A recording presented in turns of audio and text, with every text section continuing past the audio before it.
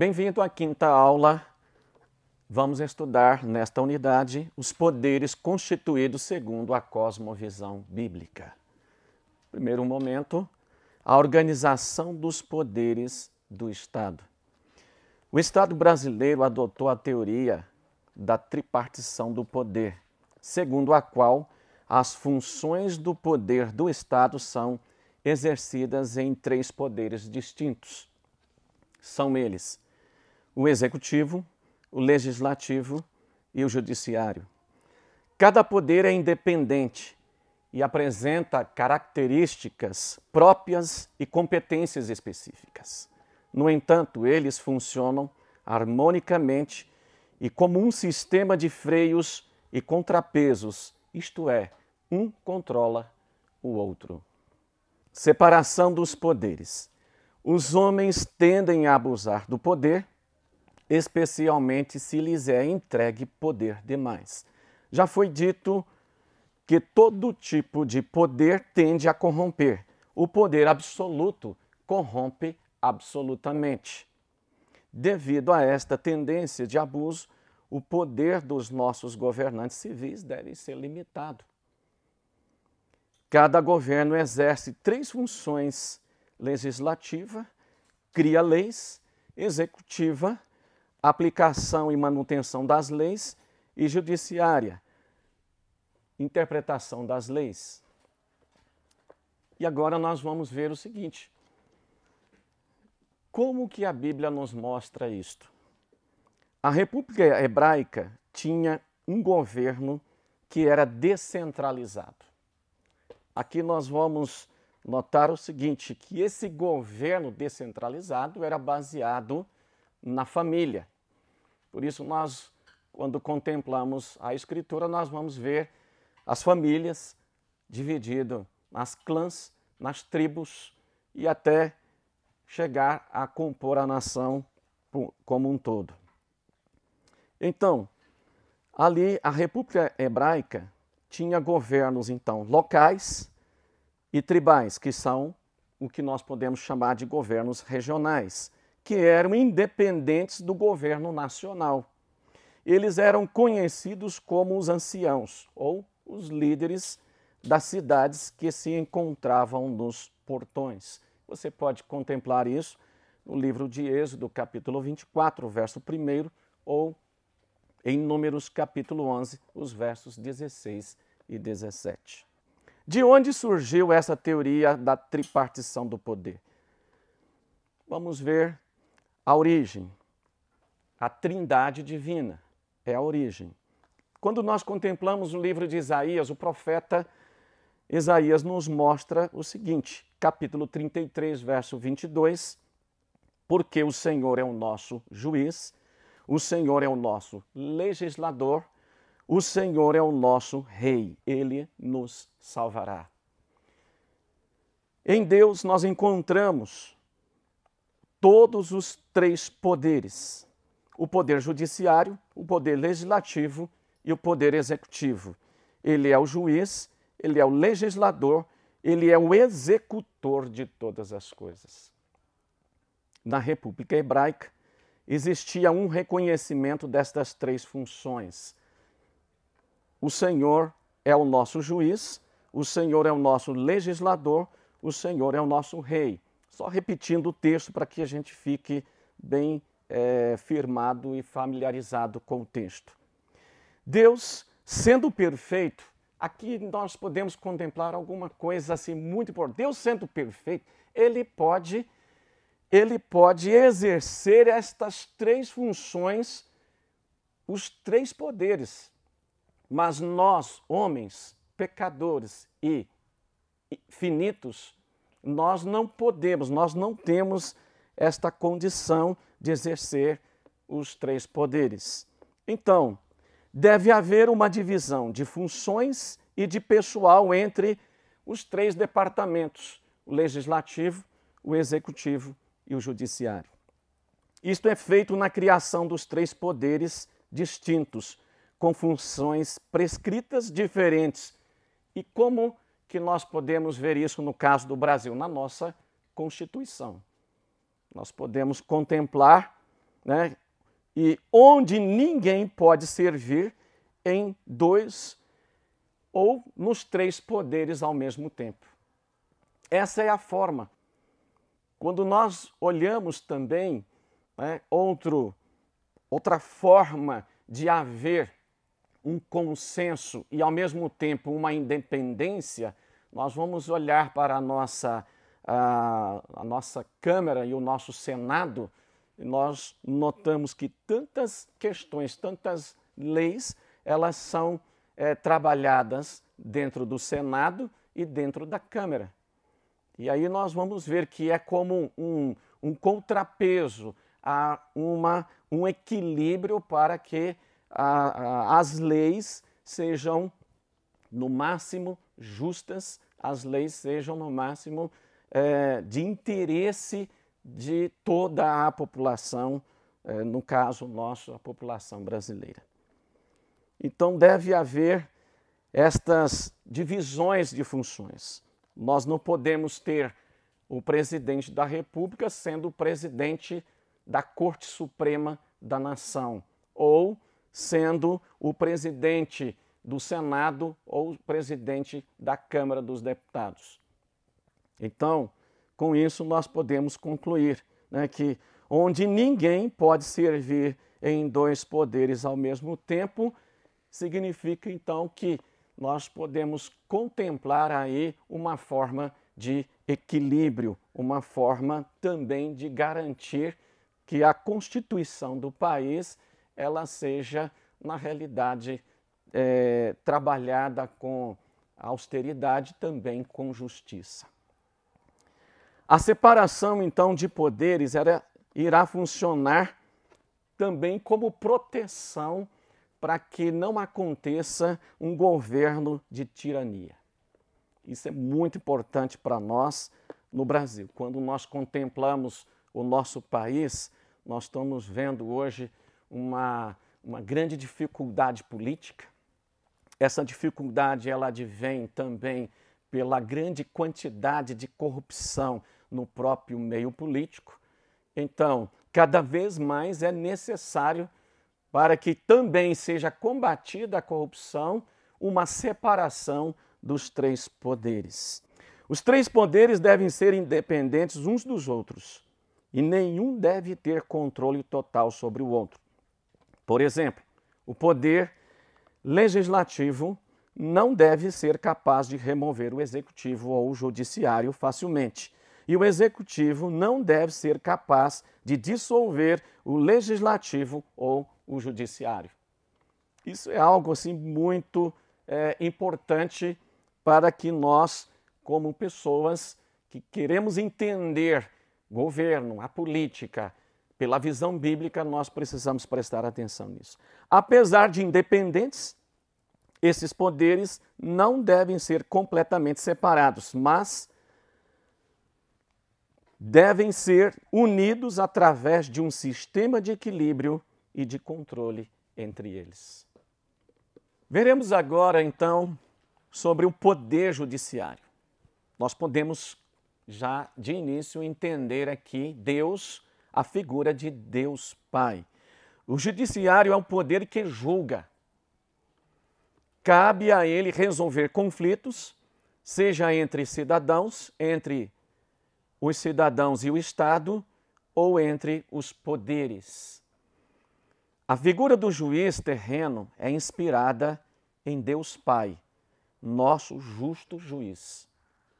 Em Gênesis 18, 25, nós lemos: longe de ti que faças tal coisa, que mates o justo com o ímpio, que o justo seja como o ímpio, longe de ti, não faria justiça o juiz de toda a terra? Salmos 7, 8. O Senhor é o juiz dos povos. Fazei-me justiça, Senhor, segundo o meu justo direito, conforme a minha integridade. Salmos 7, 11. Deus é o juiz justo, um Deus que se ira todos os dias. Salmos 9, verso 4. Pois tomastes a vós meu direito e a minha causa, assentastes, ó justo juiz, em vosso tribunal. Segundo Timóteo 4:8, desde agora a coroa da justiça me está guardada, a qual o Senhor, justo juiz, me dará naquele dia, e não somente a mim, mas também a todos os que amarem a sua vinda. Olhamos para esses textos, nós poderíamos listar aqui outros também que falam de Deus como juiz, que mostra-nos Deus Pai como o juiz. Mas vamos analisar algo aqui muito importante. Quem pratica o mal deve ser punido e deve prestar algum tipo de restituição por seu crime. E deve também ser processado corretamente para que os culpados e inocentes sejam distinguidos. Os juízes não devem somente ser conhecedores da lei. Olha que coisa importante para nós. Mas eles também precisam ser honestos, devem recusar propinas e não devem mostrar nenhum tipo de favorecimento. Este é o padrão bíblico. Agora vamos ver o seguinte: a República Hebraica enfatizou um judiciário independente e imparcial. Esse é um outro ponto importante, a imparcialidade. Em 2 Crônicas, capítulo 19, de 5 a 10, Êxodo 23, 1 a 9, Deuteronômio 17, 6, Levítico, capítulo 20. Também se afirma em passagens como Deuteronômio, capítulo 19, do verso 15 ao 19, o seguinte, que, primeiro, alguém é inocente até que se prove o contrário. 2. Existe um direito a ser processado perante a lei. 3. Alguém não pode ser forçado a testemunhar contra si mesmo. 4. Os acusadores devem ser apresentados pessoalmente para que haja uma acariação. 5. E último, o direito de apelação a uma instância superior. Você pode consultar os textos que citei e você vai ver exatamente este modelo judiciário. Então, o judiciário é independente.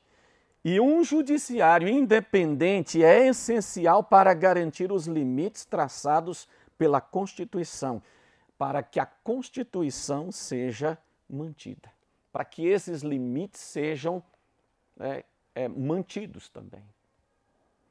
Em Deuteronômio 1,17, nós lemos: não sereis parciais no juízo, ouvireis tanto o pequeno como o grande, não temereis a face de ninguém, porque o juízo é de Deus, porém a causa que vos for demasiadamente difícil fareis vir a mim e eu a ouvirei.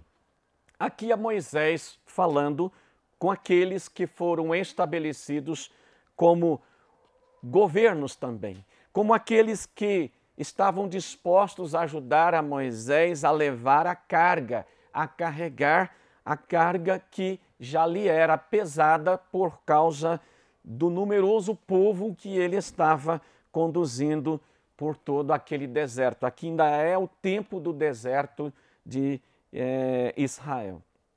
Vemos o sistema judiciário de Israel exortando a julgar imparcialmente, e aqui uma segunda distinção é dada. Seu sistema de julgamento não deveria fazer distinção entre pequenos e grandes. A justiça em Israel não deveria pender em direção aos poderosos, aos influentes, aos ricos, aqueles que tinham mais em detrimento dos que tinham menos. Todas as pessoas deveriam ser ouvidas. O escravo não tinha voz no Egito, mas Deus orientou Israel a demonstrar um nível superior de justiça humana. Então daí nós vamos chegar à conclusão de como os juízes, como que eles trabalhavam. eles não tinham que ter medo de outras pessoas, das autoridades, das influências. Eles deveriam se lembrar de que, como agentes governamentais da justiça, eles eram responsáveis, primeiramente, diante de Deus. Imagine se os nossos magistrados no Brasil tivessem esta posição, considerando que, acima de todos, eles precisavam de considerar Deus. Deus sabia que a raça humana, então, iria falhar, e ela era propensa ao pecado. Então, Deus, ele aqui concedeu ao povo hebreu, né, esse ensinamento através de Moisés, para que o povo então começasse a desenvolver também um judiciário como Deus queria estabelecer. O poder legislativo. O legislativo tem a função de elaborar leis a partir dos interesses e das demandas da população. A figura do legislativo é inspirada em Cristo Jesus. Jesus é o Verbo, como está escrito em João 1, de 1 a 3. No princípio era o Verbo, e o Verbo estava com Deus, e o Verbo era Deus. Ele estava no princípio com Deus, todas as coisas foram feitas por ele, e sem ele nada do que foi feito se fez. Paulo, em sua carta aos Colossenses, ele afirma essa verdade ao dizer que, porque dele, Cristo, foram criadas todas as coisas que há nos céus e na terra. Então, quem criou os poderes foi Cristo. Nós podemos ter essa confirmação, além dessa passagem de Colossenses, em outras passagens da Escritura. As coisas visíveis, as invisíveis, sejam tronos, sejam dominações, sejam principados, sejam potestades, tudo foi criado por ele, para ele, e ele é antes de todas as coisas, e todas as coisas subsistem por ele. Colossenses 1, 16 e 17.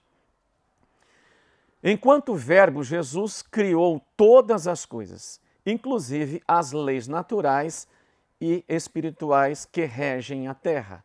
Quando voltamos em Gênesis 1, que descreve a criação do universo, vemos que tudo surgiu pela palavra. Tudo veio a existir pelo Verbo, o verbo haver. Deus Filho disse, haja luz, e houve luz, haja separação entre as águas, e assim foi feito.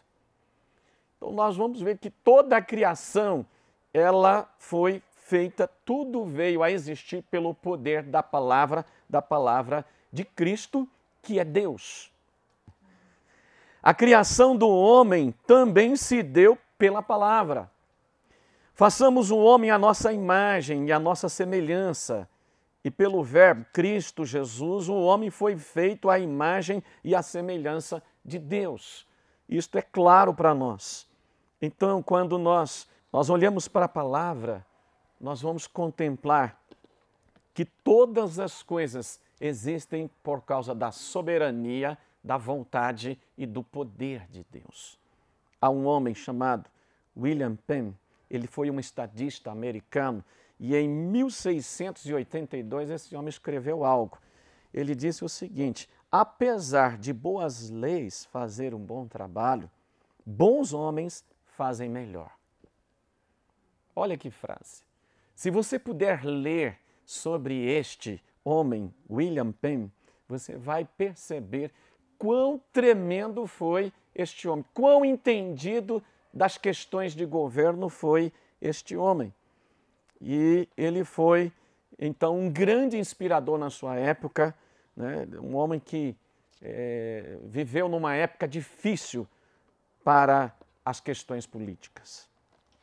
O poder executivo, a Igreja e o Espírito Santo. Nós podemos já de cara entender isso, né?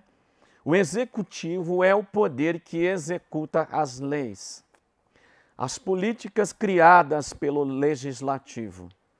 Este é o poder que cumpre as normas e os procedimentos estabelecidos pelos legisladores.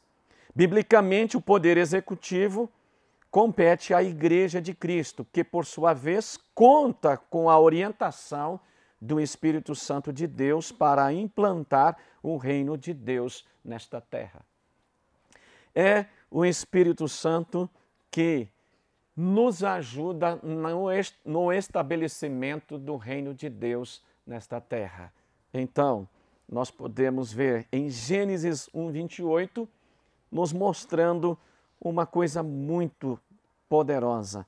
Essa missão que nos foi dada como o poder executivo. Quando Deus estabelece algo, quando Ele criou o homem, e Ele disse, e Deus os abençoou e lhes disse, frutificai, multiplicai-vos e enchei a terra, sujeitai-a, dominai sobre os peixes do mar, sobre as aves dos céus, sobre todo animal que se move sobre a terra.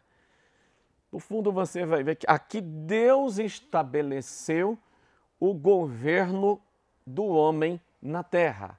Deus estabelece este executivo. Adão tinha a incumbência, a autoridade, e ele tinha tudo para governar, mas ele tinha que cuidar, cultivar, ele tinha que, na realidade, fazer a terra. Vamos pensar assim, Deus criou todas as coisas e Deus então disse para Adão, agora melhore a criação, tudo que você está vendo.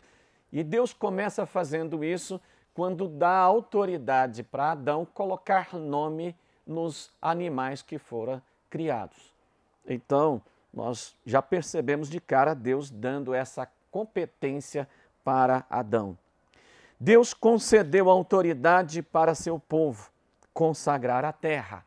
Porque quando nós usamos a expressão do texto que é para encher a terra, nós podemos dizer que a expressão encher é consagrar. Então, Deus, ele dá autoridade para o povo consagrar a terra, influenciá-la e governá-la. Até a entrada do pecado no mundo, então, a terra era regida pelas leis naturais de Deus harmoniosamente. Aí nós podemos dizer, por que entrou o tal do pecado, né? Aí nós vamos ter que bater um papo com Adão um dia que a gente puder, para a gente poder saber. Sabe por quê? Uma resposta nós podemos ter.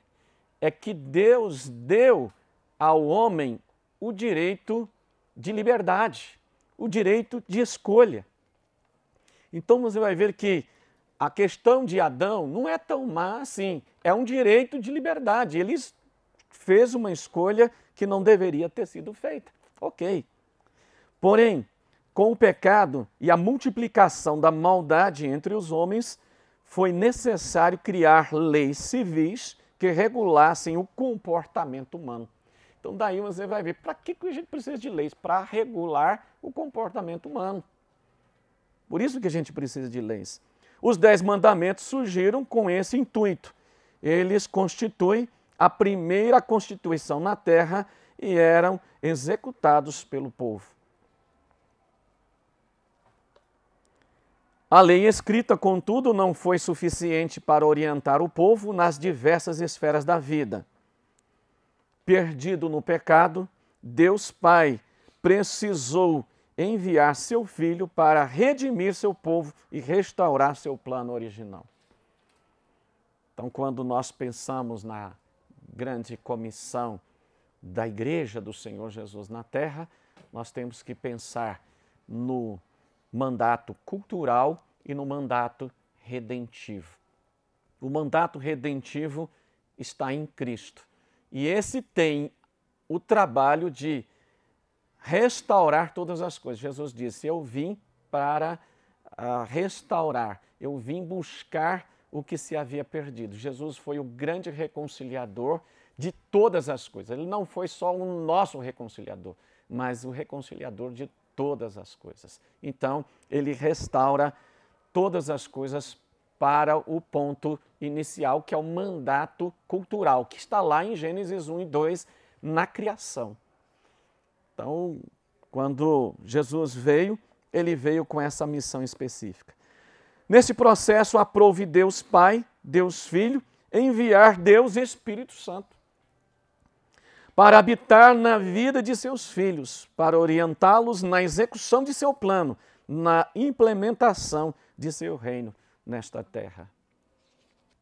Quando Israel tinha um rei, ele tinha que entrar em acordo com o povo quando prometia governar de acordo com o livro da lei, que era a constituição deles.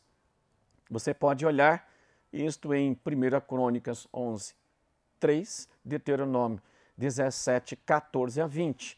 No caso de Davi, não importava que ele já tivesse sido ungido pelo profeta Samuel. Davi também, ele teve que se comprometer com os representantes do povo, porque aqui Israel tinha os seus representantes eleitos, escolhidos pelo povo. E não era porque Davi já tinha sido ungido que ele não ia se comprometer. Ele teve que assumir esse compromisso. Interessante isso. Como está escrito em João 16, 13, mas quando vier aquele Espírito de verdade, ele vos guiará toda a verdade.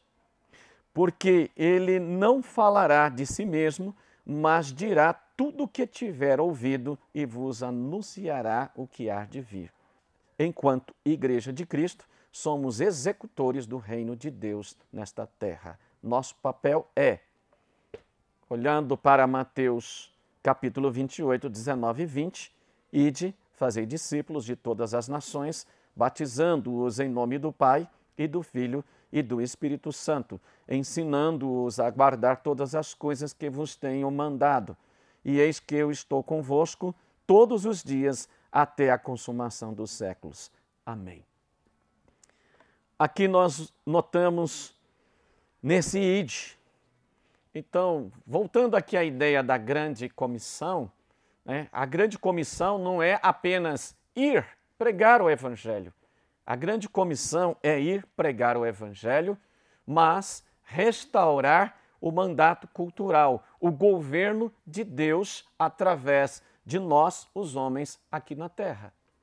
E isso só é possível em Cristo, porque o governo de Deus já foi desde o princípio estabelecido com liberdade, e para que haja essa liberdade, que é uma liberdade externa dentro de uma nação, é necessário haver liberdade interna, ou seja, a partir da liberdade do coração de cada homem que só Cristo Jesus pode conceder.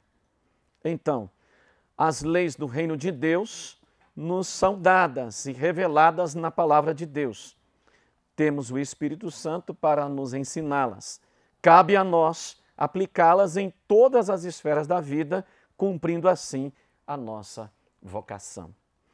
E nas situações de conflito, contamos com Deus Pai, o justo juiz, para nos defender. A ideia, então, é: nós temos um Deus Pai que é juiz, nós temos Jesus também como um advogado de defesa, nós temos o Espírito Santo, a testemunha que a tudo vê, e nós temos um promotor de acusação, que é o nosso inimigo, e nós temos os anjos de Deus, que são os oficiais de justiça.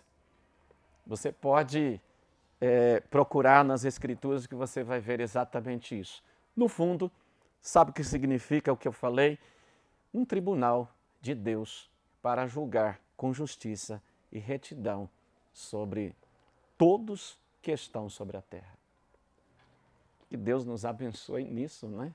Para que nós possamos entender essas verdades e vivê-las. Finalmente, vamos olhar um pouco a questão da legislatura da República Hebraica. Metade da legislatura nacional da República Hebraica era composta de uma Câmara eleita de oficiais chamados juízes, que eram selecionados tendo como base a população e não a representação regional ou tribal, Deuteronômio 1, 13 a 17 e Êxodo 18 a 26, nós podemos ver isso com toda clareza.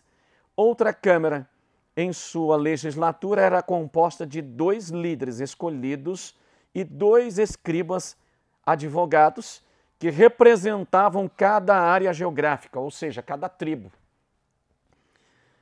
Mais 24 sacerdotes, totalizando 70 integrantes. Êxodo 24, 1, números 11, 16 e 17. Esta Câmara era conhecida como o Sinédrio. Os representantes eleitos do povo, entretanto, eram escolhidos tendo como base a população. Grupos de 10, de 50, de 100 e de 1000. Moisés, então, os empossava depois de haver a escolha do povo. Então, eram empossados ou aceitos somente depois de terem sido escolhidos pelo povo. Os termos juízes ou oficiais eram usados também para os cargos nos poderes judiciário também no executivo. Então, por isso que você vai ver na história de Israel juízes, na realidade, conduzindo a nação como o executivo da nação. Deus nos abençoe e nos dê inteligência pelo Espírito Santo para que nós possamos conhecer todas essas verdades. Até a próxima.